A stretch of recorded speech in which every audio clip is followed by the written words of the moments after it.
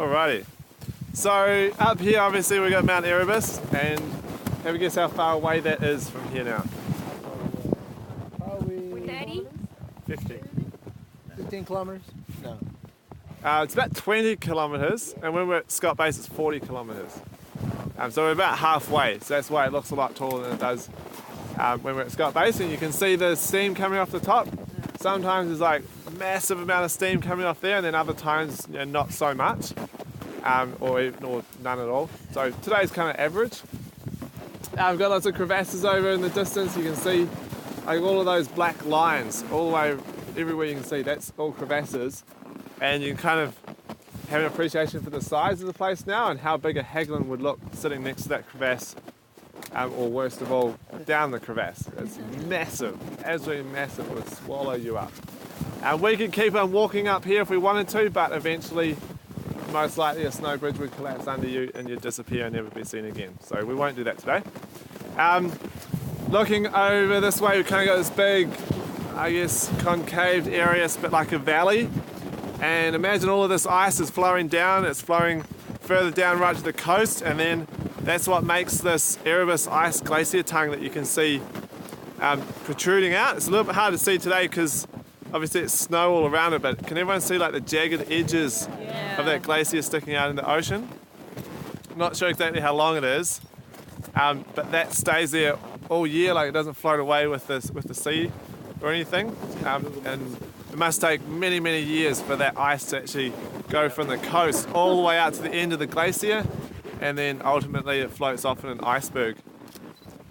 Earlier in the season we were driving on the sea ice out here, and we would go and explore the caves. Right at the very end of the glacier you could go in to some cracks and crevasses and little caves and stuff. It was really awesome. And if you do get the chance to come down earlier in the season one day, then most likely you'll get to go out on a fam trip out here. And then Cape Evans is like right at the end of the sea ice above this massive promontory of rock that comes out. So Cape Evans is the wee bit of rock that comes out behind that, and a little iceberg in the ocean. That's where Robert Falcon Scott had his second hut. Obviously the first one's just next to McMurdo. His second one was there. That's where he left and then walked to the South Pole and never came back again. Further out, it's Cape Royds, is Shackleton's hut out there, and hopefully one day you'll get the chance to go and visit that because the huts are super cool. We got an Inaccessible Island is the one that's almost surrounded by ocean now. Not long ago we were driving Haglins across there, past that island and then past the iceberg and into Cape Evans. Big Razorback is the one which is still surrounded by ice, and then Little Razorback, and then Tent Island's the flat one that you can see. And then from Castle Rock the other day we couldn't really see any of these mountains over here, so looking into the distance, anyone know what the tallest mountain is in this mountain range? Anyone studied that? Vincent Massif or something? What's that? Is it Vincent? Vincent Massif, that's the tallest in Antarctica. That's actually on the other side of the continent. So Mount Lister is up here.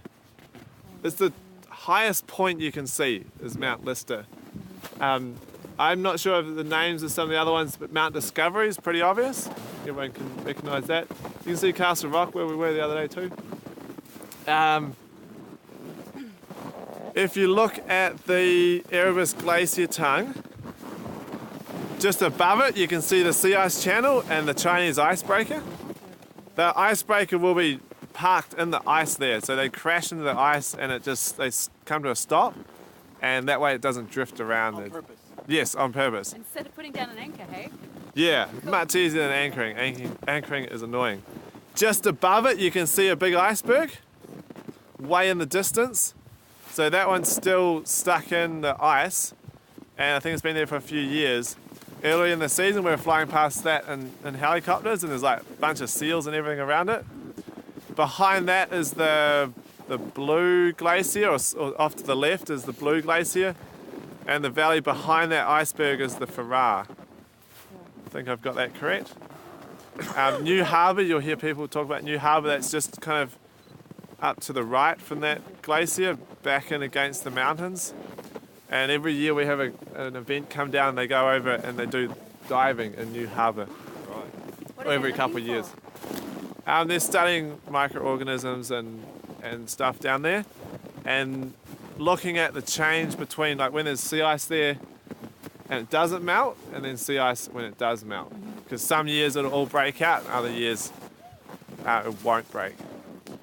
If we go further around to the right and above the big cliffs, it's getting a bit hard to see now, but there's an iceberg roughly the size of Manhattan Island. They call it Manhattanburg, the Americans.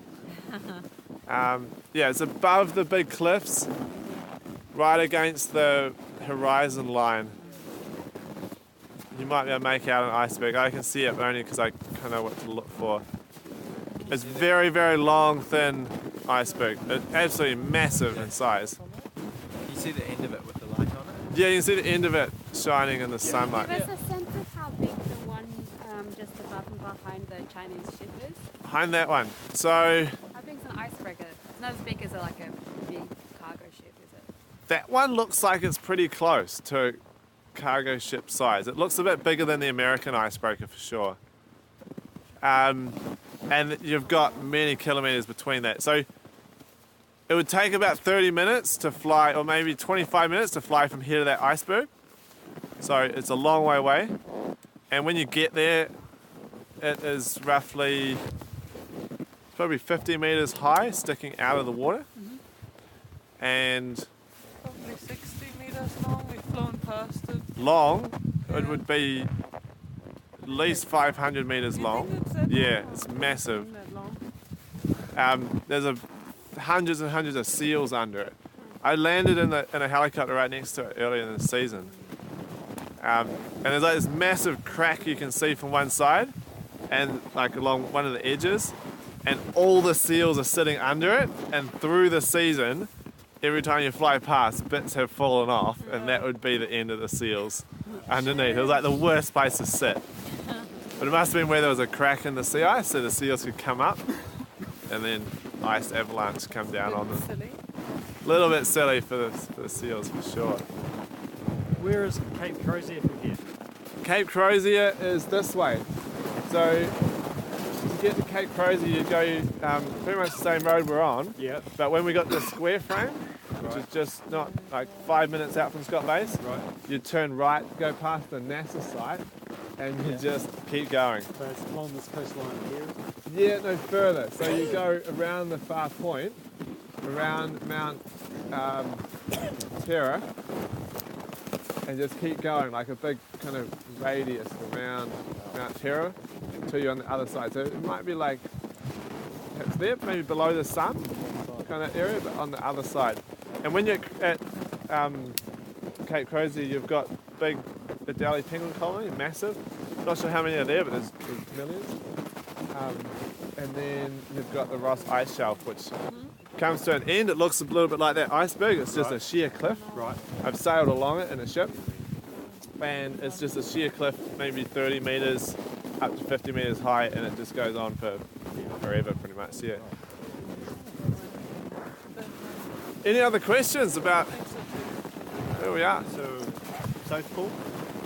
Not quite. South Pole would be just to the left of that tent now.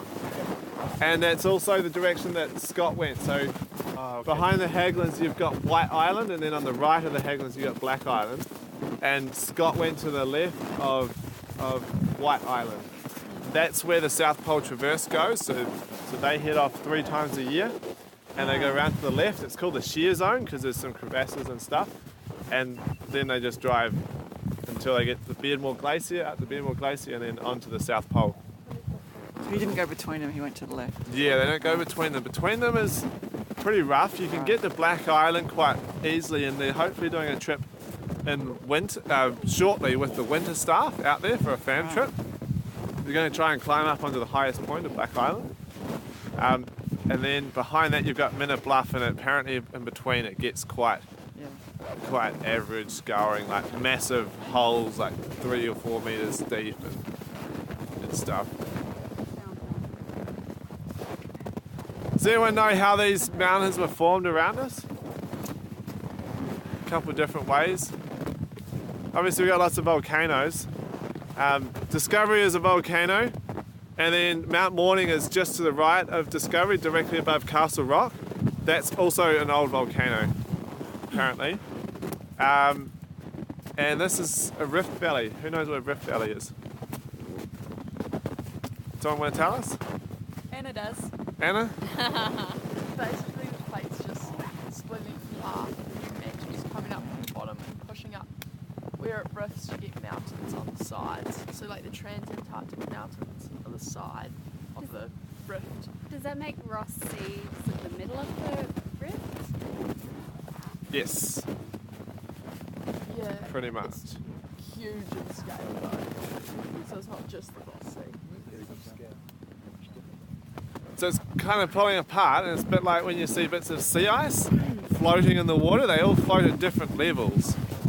So we've got the Earth's crust is floating at different levels. That's why those mountains over there are higher than where we are now. And we're actually probably in the more of the dip, except we got a volcano that's come up in the middle of the dip, and it's created Ross Island here.